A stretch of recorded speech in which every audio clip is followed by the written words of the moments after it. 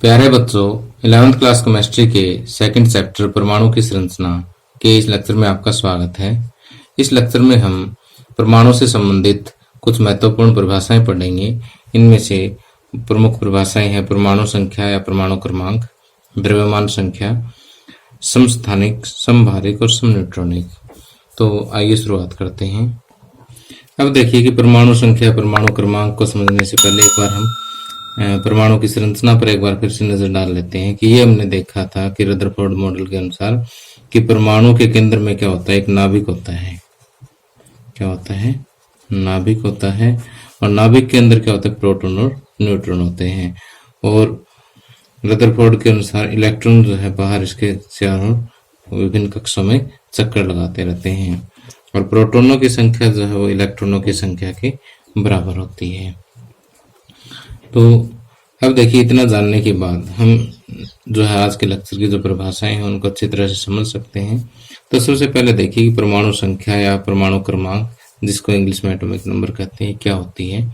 कि परमाणु संख्या को पहली बात तो हम Z से डिनोट करते हैं कि परमाणु संख्या जो है वो किसी भी तत्व के परमाणु के नाभिक में प्रोटॉनों की संख्या जो है वो परमाणु संख्या कहलाती है। तो परमाणु संख्या क्या है? किसी तत्व के नाभिक में प्रोटॉनों की संख्या के बराबर। अब देखिए, ये हमने देखा कि प्रोटॉनों की संख्या किसके बराबर होती है? इलेक्ट्रॉनों की संख्या के बराबर।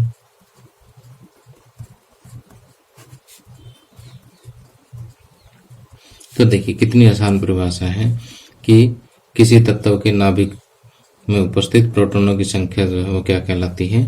परमाणु संख्या या परमाणु क्रमांक कहलाता है और इसे Z से व्यक्त किया जाता है। अब देखिए कि जैसे परमाणु उदासीन ही होता है और उदासीन परमाणु के लिए कंडीशन तो ठीक है, लेकिन अगर मान लीजिए कोई आयन आ जाता है। अब आयन कैसे बनता है ये बताता हूँ आपको।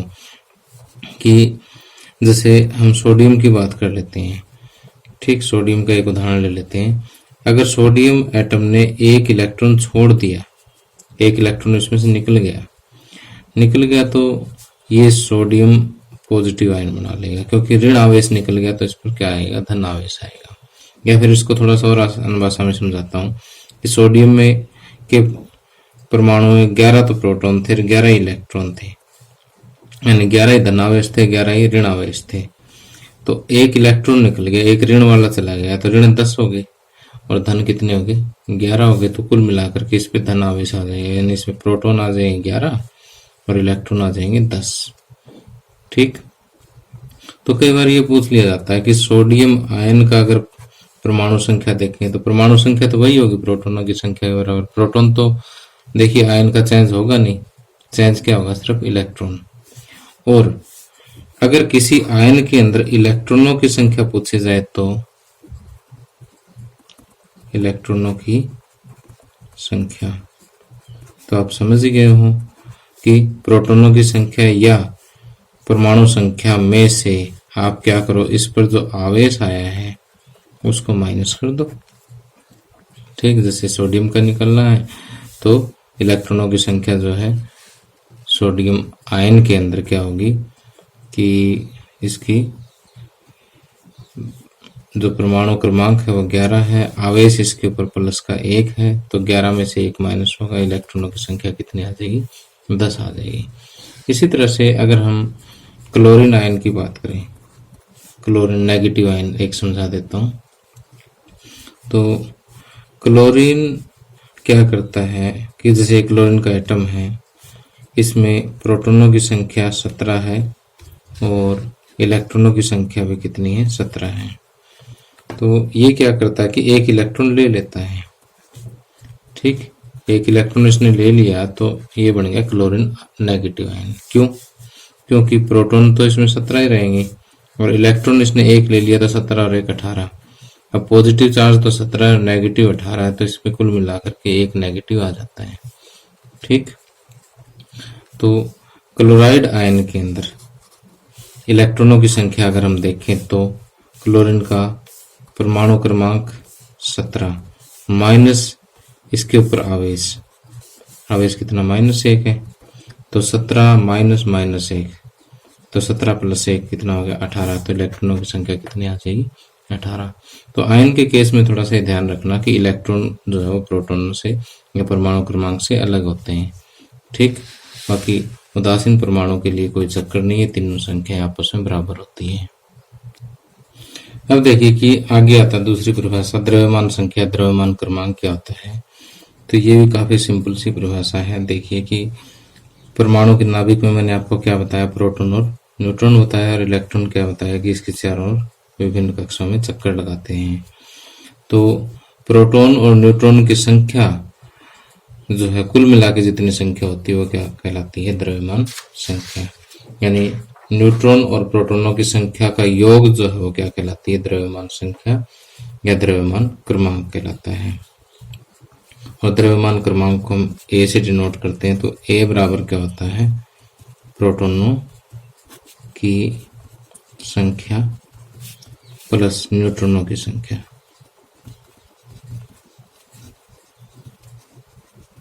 तो देखिए द्रव्यमान, ज्यादा द्रव्यमान वाले प्रोटॉन और न्यूट्रॉन ही होते हैं, इन दोनों की संख्याओं को हम प्लस कर देते हैं तो द्रव्यमान संख्या हमारे पास आ जाती है।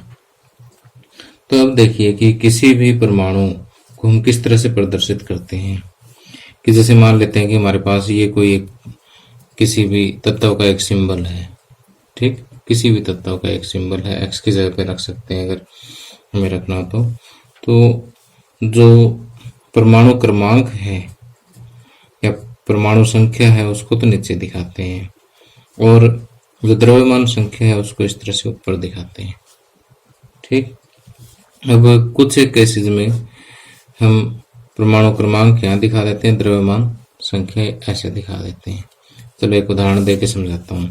जैसे सोडियम है, सोडियम का परमाणु क्रमांक तो कितना है 11 और द्रव्यमान क्रमांक है 23। तो इसको ऐसे दिखाते हैं, ये सोडियम का सिंबल लिख दिया और यहाँ पर इसका परमाणु क्रमांक और ये इसका हो गया द्रव्यमान क्रमांक। ठीक, या फिर आप इसको ऐसे भी दिखा सकते हो 11 और यहाँ पर 23। ठीक, अब समस्थानिक क्या होता है इसको मैं एक उदाहरण के माध्यम से समझाता हूँ कि देखिए हाइड्रोजन के अंदर हमें 3 तरह के परमाणु मिलते हैं। तो ये हाइड्रोजन का नाभिक बनाया मैंने, proton neutron, proton neutron, proton neutron. इसमें एक एक इलेक्ट्रॉन मैं दिखा देता हूँ। ठीक,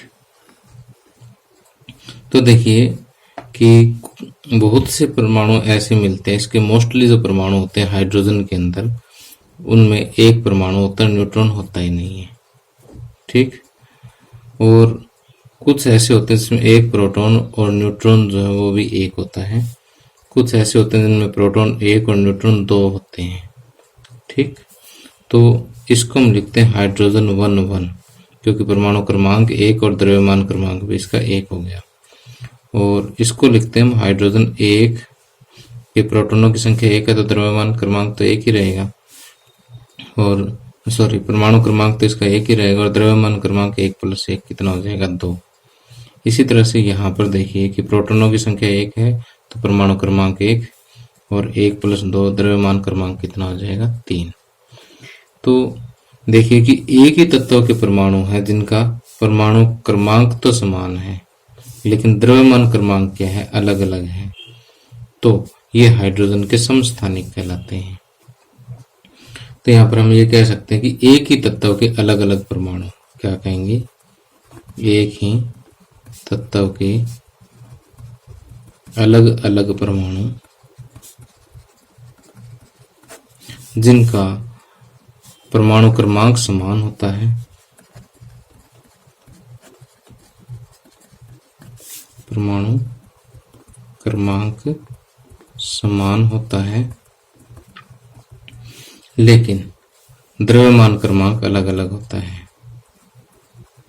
द्रव्यमान क्रमांक अलग अलग होता है। ठीक, तो ध्यान रखें कि जो समस्थानिक होते हैं वो एक ही तत्व के परमाणु होते हैं और एक ही तत्व के परमाणु है तो उनका क्रमांक भी आपको सेम मिलेगा। और देखिए नोट्स में मैंने इसके अन्य उदाहरण भी दे दिए, जैसे ऑक्सीजन के भी 3 समस्थानिक यहाँ पर दिए गए हैं, ऑक्सीजन 8, 16, 8, 17, 8, 18। तो इनमें क्या हो गया कि परमाणु क्रमांक सेम है, द्रव्यमान क्रमांक अलग है। द्रव्यमान क्रमांक अलग होने का कारण क्या है? क्योंकि न्यूट्रॉनों की संख्या अलग अलग होती है। और इसी तरह से कार्बन के समस्थानिक भी आप देख सकते हो।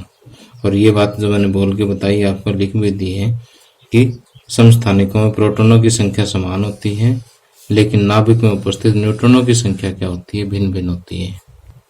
अब आइए आगे बात करते हैं समभारिक या आइसोबार्स की। अब देखिए कि जैसे हमारे पास ये 2 अलग अलग तत्वों के परमाणु हैं, आर्गन और कैल्शियम की हम बात कर लेते हैं एक बार समझने के लिए।